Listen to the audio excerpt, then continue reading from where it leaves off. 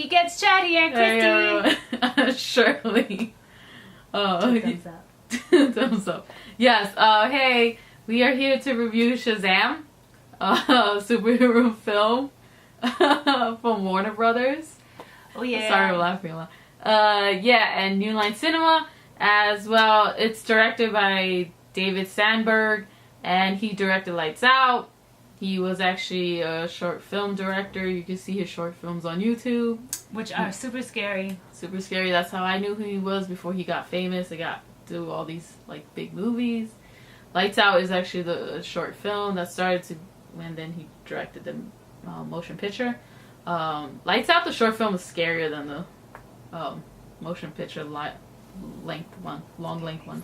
It's actually a little scary, but I guess because it's just short, but it is really scary, just yeah. Mm-hmm. And so yes, the Shazam. I don't know what's going on.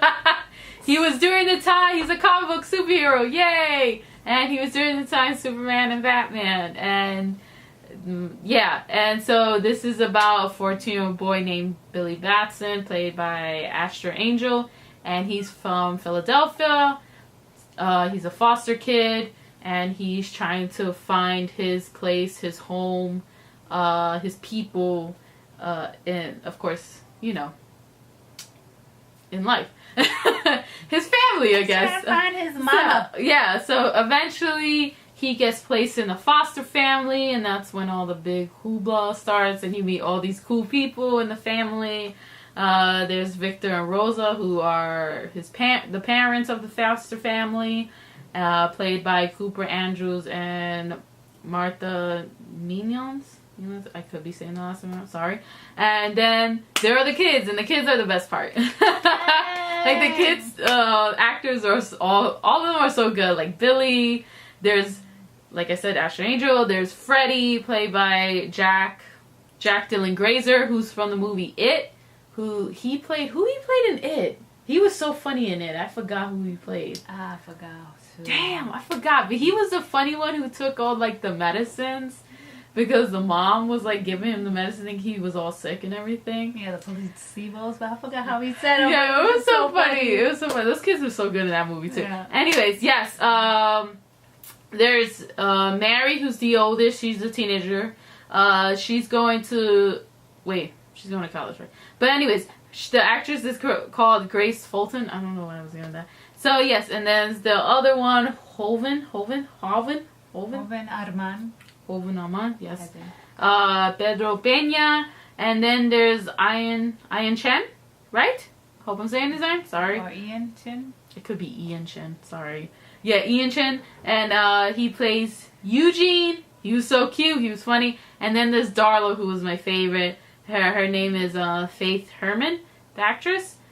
She was really funny. Billy, Freddie, and Darla, they were like the best. Steal the show. Yeah, they kind of do. They really do steal the show. They were so cute. All the kids are great. But all the kids are good. Like I said, Eugene was really good, and like, yeah, all the kids were really good. I think Bedor was the only one who didn't talk much, right? Right, but that was his kind of character. That was his part of his character. Anyway, so yes, Billy, ultimately one day, Billy gets bestowed upon him.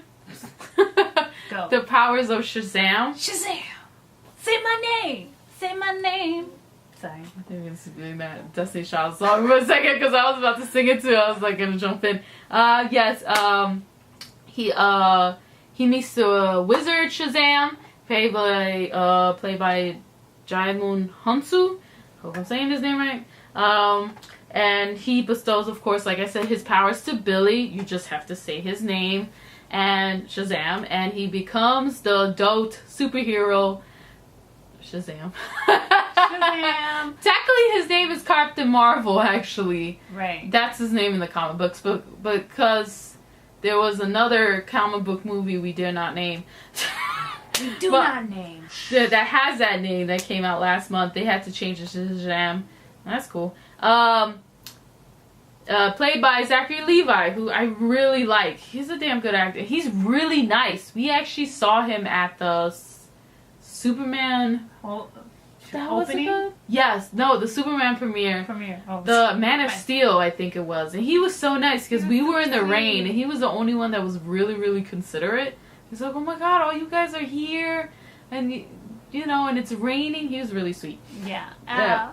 I love him in this movie. So, anyways, he was really good, and he was funny, and so he had to play a kid at the same time because it's Billy, Yeah. and it's so it's like he's an adult playing a little kid. It's interesting, and it is like Big, Right. it which is like they Big. do reference Big, which is a Tom Hanks film. And if the you haven't 80s. seen that, If you haven't seen it, I don't know what the hell's Crazy. wrong with you.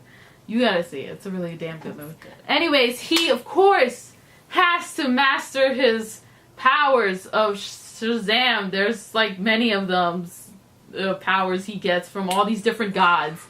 I don't know all of them. They said in the film. You'll find it out if you watch the movie. So to master it, because now there's a new threat, of course, or a threat in general, played by the threat is Dr. Savannah. Why do I say Savannah? Savannah, who Savannah. is actually being possessed by the 7 deadly sins. Which they were protecting in the Rock of Eternity. The Rock of Eternity, which Shazam had locked up in the Rock of Eternity. Yeah, the original one. The original Giant Hansu. So, And so they escaped. You find out, and so I do want to say something. The 7 deadly sin monsters, they were freaking awesome. I was one of them was really scary looking. One of them like was super almost scary. like They were all scary, but one was like a really scary, like dark Romanian Dracula type creature. It reminded me of you don't remember that cartoon show that I used to watch and love, Gargoyles? Gargoyles? I think it's called that. Gargoyles. Yes, Gargoyles. I can't say it. Sorry, it's kind of something. look like that. Yeah, I could see that. That was. He looked like one of them. Yeah, he did. That was just a good show. scarier. Just scary. They were, was like, that one was really cool looking. I was like, Anyway, so yes, that villain is played by Mark Strong, who's really good too. And he plays a really strong character. Yes. So this first part is going to be non-spoiler, and then we're going to go to the spoiler later. So I guess the non-spoiler is basically we're going to talk about, like, I guess the relationships. Or what was, the relationships, right? Of, like, all the characters. Right. And so we kind of already mentioned a few, like the kids, their dynamic. Super cool. I think they were the best part. You see the theme, of course, of the kids being in a foster home, which is something really fresh for a comic book movie. Because I don't really read the comics. But yeah, so that was really awesome to see that dynamic, to see them, like, when Billy first went into the home and his, just refusal to be along because, but and then you see that the relationships growing and developing throughout the movie, so it was really great to see all of that. Yeah, it was really great that they were, like you said, getting along, because I can't imagine how it must feel like to be living with people who are technically strangers, and you're always by yourself and living in the system and stuff, and how scary that must be, because you don't know who the hell they're going to place you with, because these people could lie off their teeth and be like, oh yeah, we're nice, but then they could do some dirty, nasty. I've read and heard some podcasts, like stories about like foster care systems, and it is really scary and sad, the shit that people will do to kids. So of course this is a comic book movie, so they're not gonna go into depth with that. Right. But it was nice just to see two people who were foster kids themselves, and I think that's what made it, I guess more. I guess for them, they understood how to treat these the other kids, because they were in their shoes. They really knew what it felt like. Right. So yeah. See that. And then so that their relationship was interesting to watch, and then also this other theme of just being a parent in the movie. And I can't really go too much into it because then I'll go into the spoilers, but we'll talk about it more later if you don't want to hear the spoilers. But yeah. Parental care, I guess. And also how, like, should I bring that up? Well, I guess in the sense, like, how you see these two different characters, like with Billy and then the villain, Dr. Savannah, and how they, I guess how they deal with parental issues. I guess the love and or the acceptance of who they are, and how they deal with it. And you see those different sides, and it's kind of interesting because one is of course an adult and the other one's a kid, and it's you see that aspect too. And you know, it's interesting because you see one the kid almost like accepting it better than the adult. And I thought that, I guess it's about experience and stuff, and how people just handle different things, you know. Because everybody's different. Yeah. We're gonna handle things differently, you know. Oh, okay. Yeah, Billy is looking for his mom, and so yeah, in the end, he finds his mom. And he notices that his mom is not in the right place, and that he can't like shove himself in her life and stuff, and knows that she, you know, did something to hurt him and all that stuff, because he didn't really go, it because he went missing and stuff. So it's interesting how he notices things and how he takes it in, and notice that he has a different family, and he's just gonna at least maybe wait for her, see how she's gonna get better and stuff, and then, you know. Yeah. Whereas in Dr. Savannah, he was, I guess, his father never really showed him any love, was always criticizing him, right? Yeah. Right from the beginning, and then when he was a kid, he had the opportunity to meet with Shazam and, you know, try to get the Shazam power, but Shazam realized that he wasn't pure enough. And so he went back with his dad, but he already had, like, touched a ball that had the energy, I guess, to take him.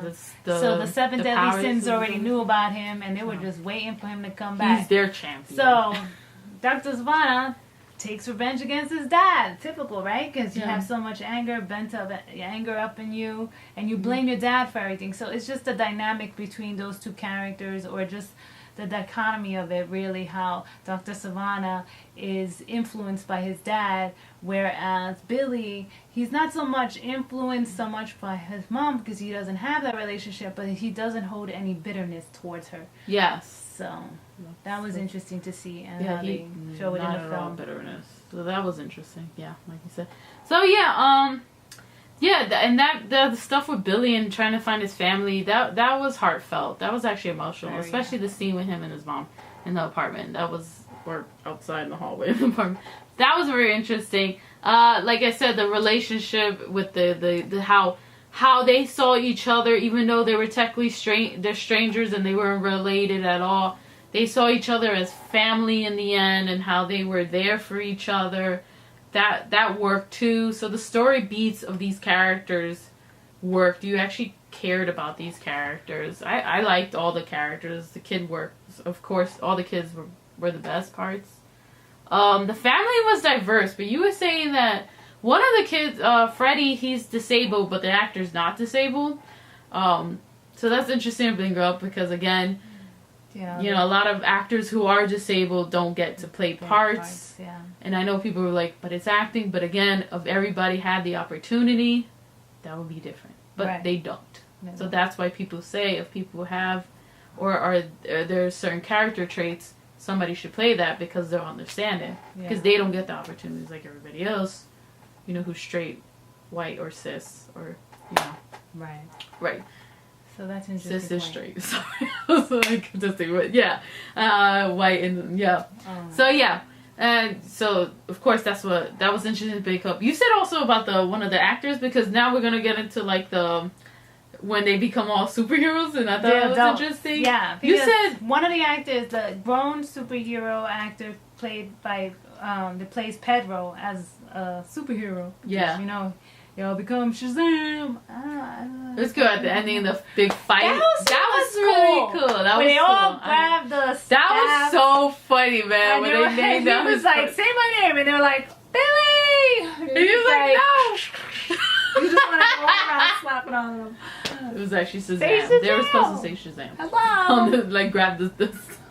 That was actually pretty funny. But they didn't know. Yeah, you said the actor he's a hip-hop artist? But he's Italian. The kid actor is a hip hop artist. The kid is a hip hop artist. Yeah. Get out! Yeah.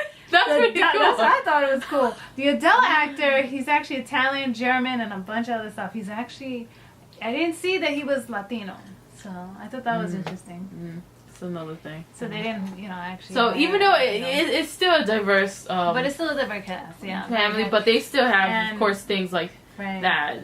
Come on, it's easy. You can get Latinx actors. There plenty out there, or actors who have disabilities and stuff.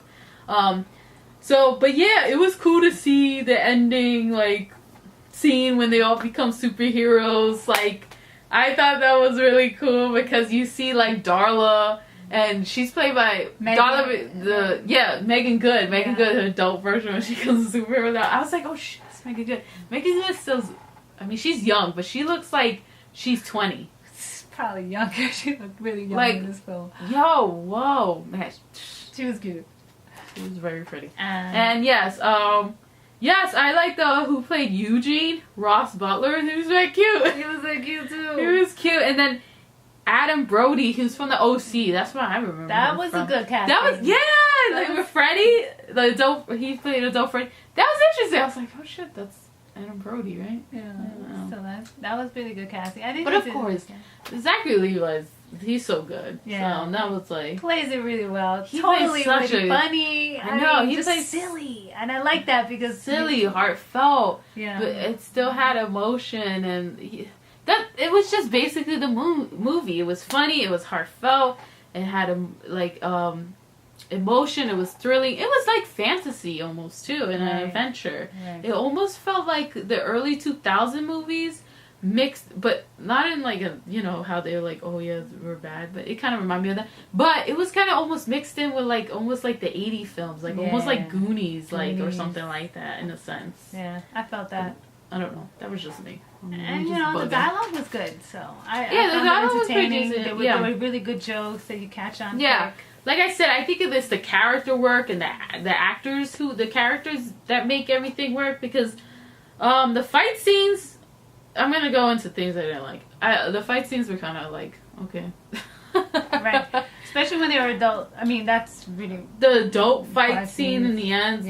With the adults, you couldn't really see them. They barely showed them. I don't know if it was the budget. Maybe it was the budget and they couldn't really show anything. Right. Could be that. That's why they were make it smaller. But oh my god, there was one part when they were fighting Shazam and the main villain. And they were there was the oh my god. Who did that? Wait. You gotta go see the movie because that was actually pretty funny. That was a pretty funny part. Yes, but most of the fight scenes were fine. Like I said, it's the character work that makes it better. The character interactions. The flying scenes, the CGI, were kind of hokey. They didn't look very fine-tuned. Right. You could tell that, again, it's probably the budget. Right. Did you have anything else? It was slow throughout. Some parts were slow. Yeah. So, yeah. I agree with your assessment on the bad stuff. But the characters were so cute. But and it's still worth it, Yeah, the story was fine. And the character work was cute and nice, and it made you have a nice, good time at the movies. Yeah. I liked it. I liked the movie. It was what I felt. And what's to come next? So I think, with the end credits, they kind of, show that there's going to be a second Shazam. Yeah, I didn't understand that. With the caterpillar talking to Dr. Savannah. So apparently the caterpillar is Shazam's arch enemy. And he's supposed to be very intelligent. He has mind control abilities, and he is immune to Shazam's electrical electricity, shock or shock powers, or lightning powers. I guess. Yeah. And so it'll be interesting to see how that goes. One of the gods gave him that. Yeah. It was Zeus.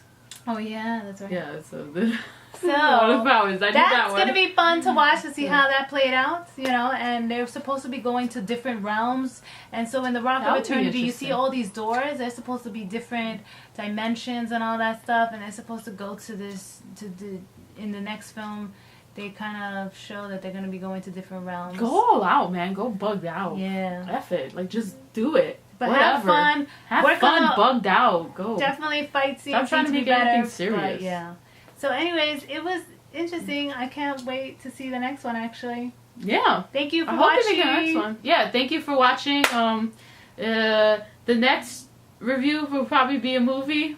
Yeah, if you have any suggestions of what movies we should be reviewing, let us know. We're trying to go back in time, too.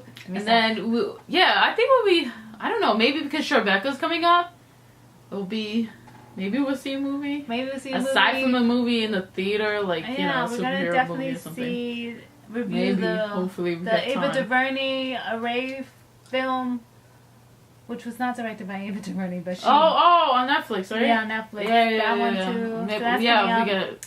So, if you want to see those, and, you know, Tribeca films from the film festival, definitely subscribe. Click on the bell. Like, ding, ding, ding. Yeah, and And leave us a comment. Tell us what you think about the movie. Tell us whatever ideas you have that you think that the movie should take place in or move towards. Or how they can make the self better. I don't know. Yeah. All right. Thanks for watching. Peace. Peace out.